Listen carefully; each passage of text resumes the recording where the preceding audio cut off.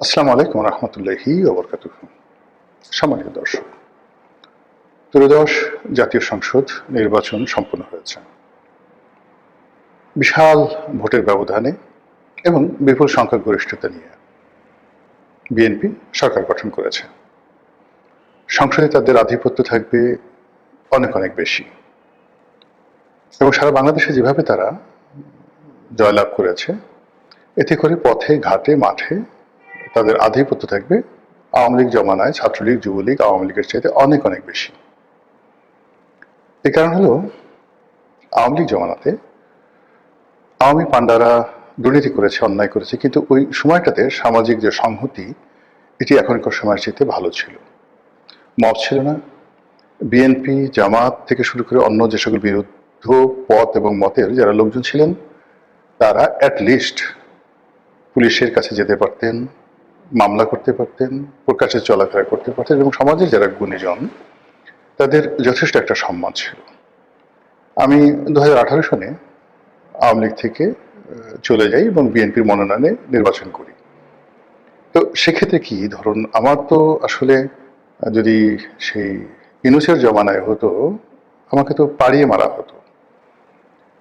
আওয়ামী লীগ ক্ষমতায়, তাদের দলের একজন আলোচিত সংসদ সদস্য দল ত্যাগ করে বিএনপিতে যোগদান করলো।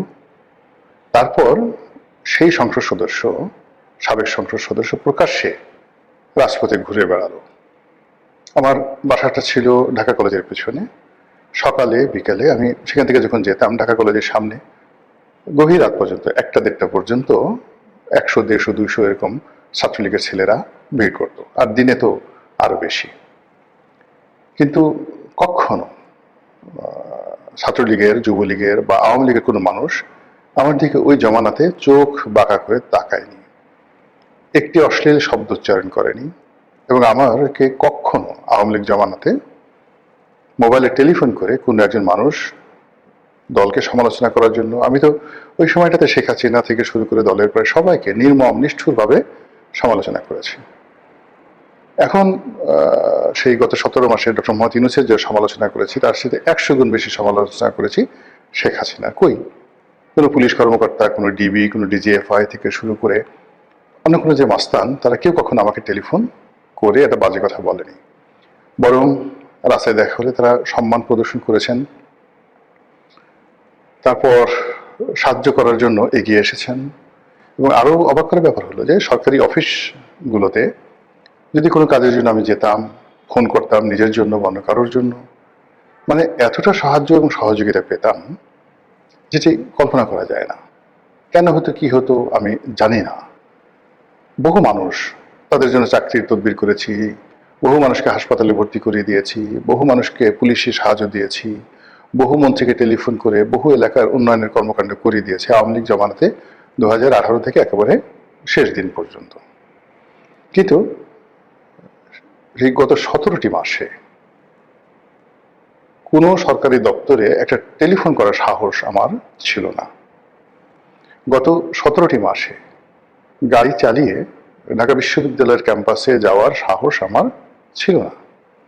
এমনকি রিক্সায় করে হেঁটে কোনোদিন বিশ্ববিদ্যালয় ক্যাম্পাসে আমি যাইনি গত 17 মাসে। অথচ যেদিন শেখ হাসিনাকে গালাগাল করতাম, যেদিন স্বরাষ্ট্রমন্ত্রীকে গালাগাল করতাম, সেই দিন এমনও গেছে পকেটে 4-5 লাখ টাকা ওই শেষ বিকেলে কালেকশন ব্যাংকে জমা দিতে পারিনি, সেই 4-5 লাখ টাকার একটা ব্যাগ হাতে, তো সবসময় ঘড়ি থাকে, মোবাইল থাকে, 2টো মোবাইল থাকে, মানে আমাকে ছিনতাই করলে যে কোনো সময় 10-12 লাখ টাকা হয়তো ওই সময় পাওয়া যেত। তো অফিস থেকে, আমার অফিস প্রেস ক্লাবের সামনে, এখান থেকে রাত্রি 10টা-11টার সময় বের হয়ে হেঁটে হেঁটে ঢাকা বিশ্ববিদ্যালয়ের ভিতর দিয়ে নিউ মার্কেট হয়ে পায়ে হেঁটে আমার বাসায় গিয়েছি। মনের মধ্যে কোনো ভয় ছিল না, আতঙ্ক ছিল না এবং আমার জীবনে কোনো দুর্ঘটনা ঘটেনি। কিন্তু সেই আমি গত 17 মাসে কোনো সরকারি অফিসে যাওয়ার প্রশ্নই তো আসে না, আর বিশ্ববিদ্যালয় ক্যাম্পাসে যাওয়ার আমার যাকে বলা হয় দুঃসাহস কখনো হয়নি। তো বোঝার চেষ্টা করুন গণতন্ত্র, সহনশীলতা কোন পর্যায়ে চলে এসেছে শেখ হাসিনার পতনের পর।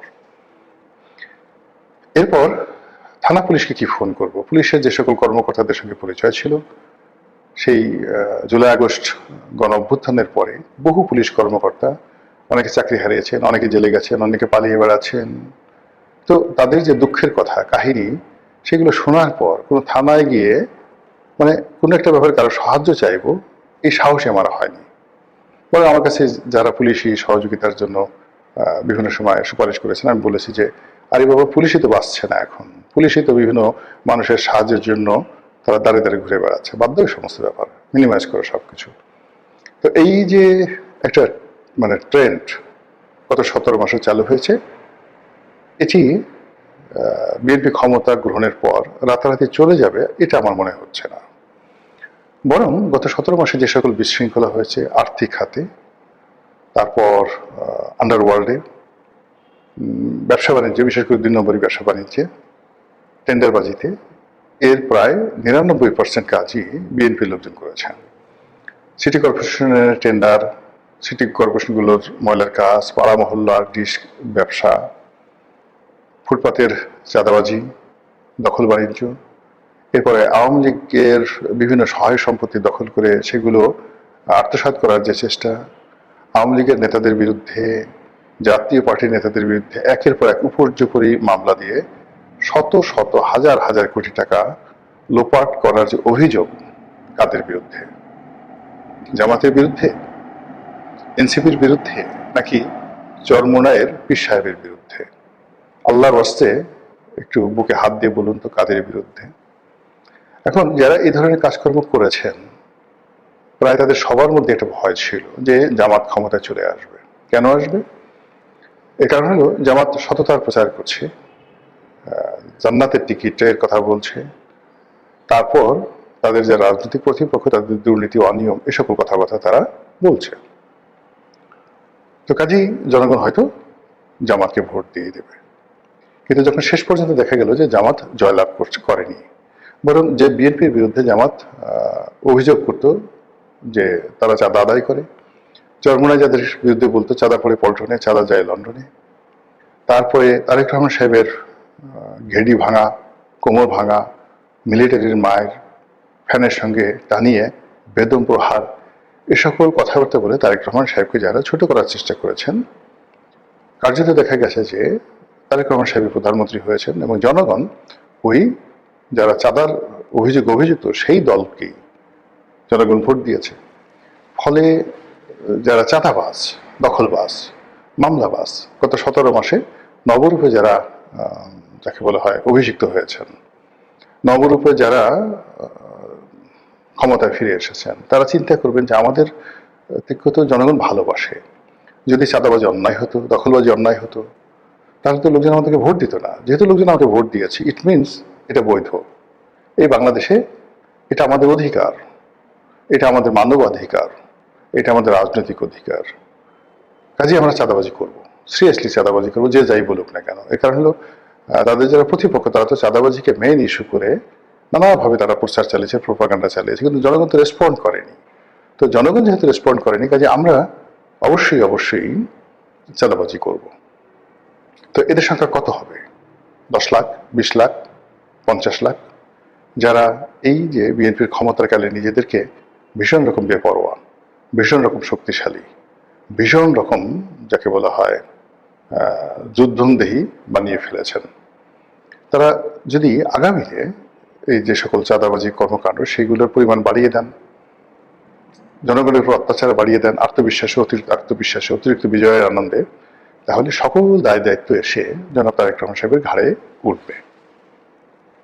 এবং 2001 থেকে 2006 সনে হাওয়া ভবন মূলত যে কাজটি করার চেষ্টা করেছিল ইতিবাচকতা, রাজাকারদেরও তো একটা ভালো উদ্দেশ্য ছিল, আলবদরদের একটা ভালো উদ্দেশ্য ছিল, কিন্তু আলবদর সদস্য, রাজাকার বাহিনীর যারা সদস্য, তাদের নানা অপকর্মের কারণে এই দুটো বাহিনীর প্রচুর বদনাম হয়ে যায়, ইতিহাসে অভিশপ্ত হয়। তদু হাওয়া ভবন মূলত বিএনপির একটা গবেষণা সেল ছিল।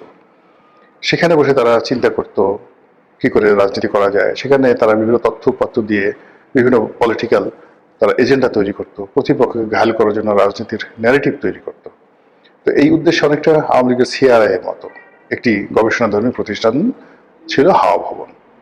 কিন্তু সেই হাওয়া ভবনে কি করে ট্যাক্স ঢুকে পড়লো, কি করে ট্যাক্সি ঢুকে পড়লো, কি করে কন্ট্রাক্টারি ঢুকে পড়লো, কমিশন বাণিজ্য থেকে শুরু করে সব কিছু একত্র হয়ে হাওয়া ভবনকে মানুষের নিকট রীতিমতো একটি জীবন্ত জ্বলন্ত আগ্নেয়গিরির লাভা বা জ্বালামুখ রূপে জাতির উপর চাপিয়ে দেওয়া হলো।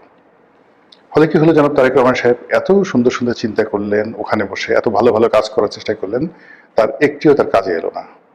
বরং তিনি সারা দেশে মিস্টার 10% হিসাবে পরিচিত হলেন, এবং এটা আর মুছা গেল না। এই যে তিনি প্রধানমন্ত্রী হবেন, তার অল্প কয়েকদিন আগে টাইম ম্যাগাজিন তাকে নিয়ে একটা বিশাল প্রতিবেদন ছাপালো, যেখানে তাকে পডিগাল বয় হিসেবে বলা হলো। উচ্ছন্নে যাওয়া, বেহিসাবি, বাজে স্বভাবের, ঘুষখোর, দুর্নীতিবাজ একজন পুরুষ হিসেবে তাকে টাইম ম্যাগাজিন তুলে ধরলো। তো বোঝার চেষ্টা করুন যে পাপ কখনো বাপকে ছাড়ে না। অন্যের পাপ মানে আপনি কিচ্ছু করেন নাই, একেবারে নিরপরাধ, কিন্তু আপনার আশেপাশে যারা লোকজন রয়েছে তারা অন্যায় করেছে, সেই দায় আপনি এড়াতে পারেন না।